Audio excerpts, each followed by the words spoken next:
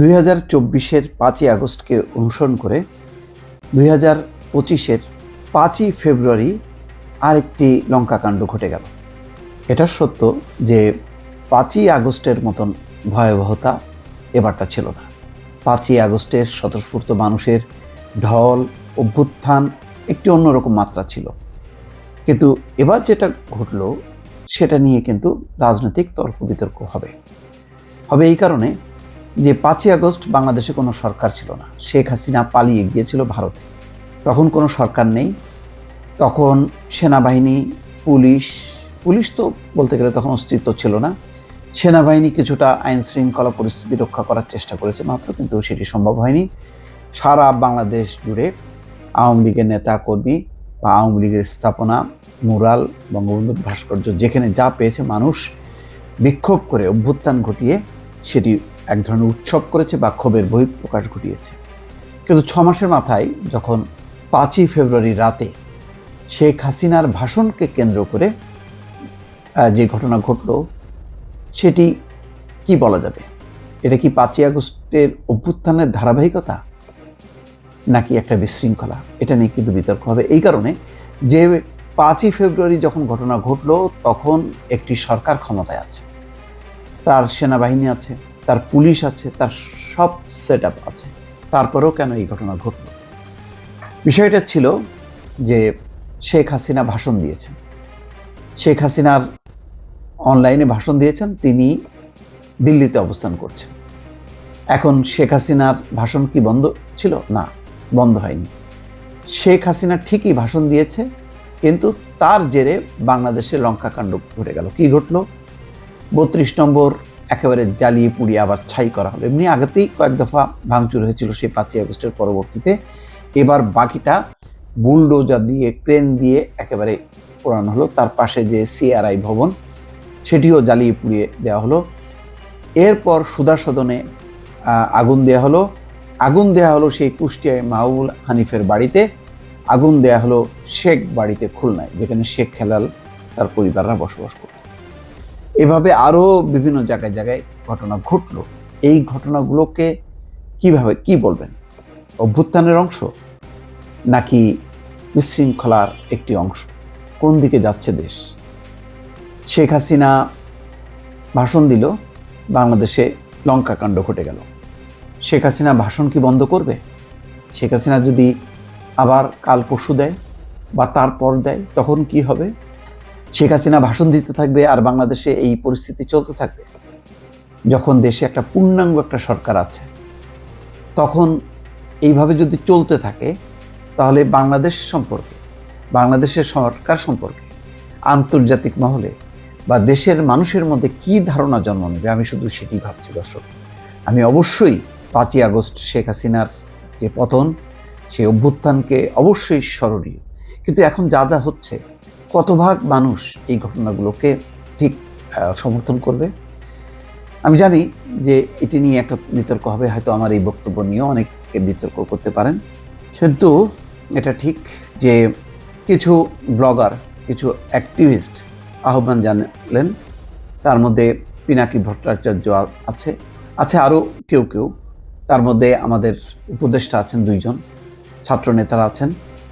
তারা বললেন এর পাল্টা শোধ নেওয়া হবে।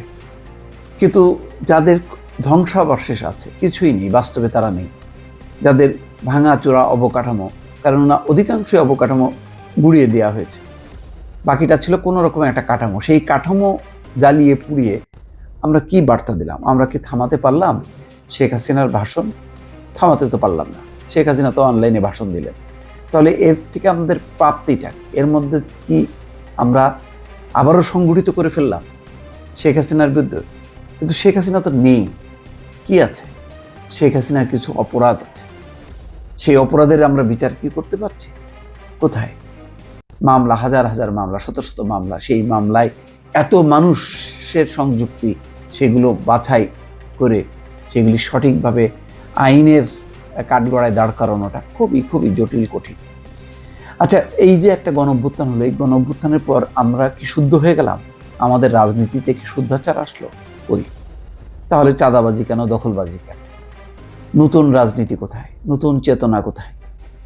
সেই চেতনা তো কোথাও কোথাও হোঁচট খাচ্ছে, যখন নাকি দেখা যাচ্ছে যে কোনো উপদেষ্টা অনেকগুলো গাড়ি ব্যবহার করছে, যখন দেখা যাচ্ছে যে সংস্কার চলছে তার মতন করে, সেখানে প্রধান রাজনৈতিক দল বিএনপি খুশি না, তারা বলছে সংস্কারের নামে নির্বাচনকে দীর্ঘায়িত করা হচ্ছে।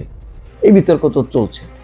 অর্থাৎ আগে সংস্কার নাকি আগে নির্বাচন, নির্বাচন আগে নাকি সংস্কার পরে, নানা বিষয় নিয়ে সংবিধান কেউ কবর দিতে চান, আবার কেউ বলছেন না এই সংবিধানের অধীনেই নির্বাচন হবে। এই সমস্ত নানান বিতর্কের আবরণে আসলে আমরা যাচ্ছি কোথায়? আজকের যে ঘটনাটা ঘটলো 5ই ফেব্রুয়ারি রাত ভোর, সেই বিষয়ে কি রাজনৈতিক ঐকমত্য আছে? মানে বিএনপি সহ সকল বড় বড় রাজনৈতিক দল যারা আছে তারা কি সবাই আজকেও কি এই অভ্যুত্থান, এটাকে যদি আমরা বলি শেখ হাসিনার বিরুদ্ধে আবারও একটা মিনি অভ্যুত্থান হলো, সেই অভ্যুত্থানে কি তাদের অংশ ছিল? কই, রাত পর্যন্ত তো কারোর কোনো বিবৃতি দেখলাম না। মির্জা ফখরুল বা বিএনপির ভারপ্রাপ্ত চেয়ারম্যান তারেক রহমান প্রতিদিনই তো বক্তব্য রাখছেন, কই তার তো কোনো বক্তব্য দেখলাম না। বক্তব্য দেখলাম ছাত্র নেতাদের, বিশেষ করে দেখলাম পিনাকি ভট্টাচার্য, দেখলাম ইলিয়াস, আরও কেউ যারা সত্যিকার অর্থেই একটা বিপ্লব চেয়েছিল, তারা বক্তব্য রাখছে। পিনাকি বলছেন যে 32 নম্বরে মসজিদ বানানো হোক। তো যাই হোক, সেটি তিনি তার ব্যক্তি, তিনি তার রাজনৈতিক দল না। কিন্তু রাজনৈতিক দলগুলো আজকের এই ঘটনা কতখানি সম্পৃক্ত ছিল? আর আজকের এই ঘটনার এটা দায়ও কি শেখ হাসিনা, নাকি এখন যে প্রতিষ্ঠিত আছে যেই সরকার তার উপর বর্তাবে? কি জবাব দেবেন ডক্টর মোহাম্মদ ইউনূস, তার সরকার, পুলিশ প্রশাসন কি বলবেন? তারা বলবেন যে শেখ হাসিনার ভাষণ দেওয়া উচিত হয়নি? তখন যদি বলা হয় অতীতেও তো কেউ লন্ডন থেকে বসে বক্তৃতা দিয়েছেন, তখন তার জেরে কি আওয়ামী লীগ এমন কাজটি করেছে? না, এটা আপনারা বলতে পারবেন। অনেকে হয়তো বলবে না, তিনি তো গণঅভ্যুত্থানের মধ্য দিয়ে ক্ষমতাচ্যুত হননি। কিন্তু সেটা হলো গণঅভ্যুত্থানের মধ্য দিয়ে তিনি ক্ষমতাচ্যুত হওয়ার পর দেশকে যে পুনর্গঠনের কাজটা, সেই পুনর্গঠনের কাজের পরিবর্তে আমরা কেন মব জাস্টিসের দিকে ধাবিত হচ্ছি? কেন উস্কানিতে পা রাখছি? শেখ হাসিনা তো দফায় দফায় দেশকে অস্থিতিশীল করার জন্য এই কাজটা করছে, ভারত করছে, ভারতের শাসকরা করছে, শেখ হাসিনা করছে, বলা যায় মিলেমিশেই তারা করছে।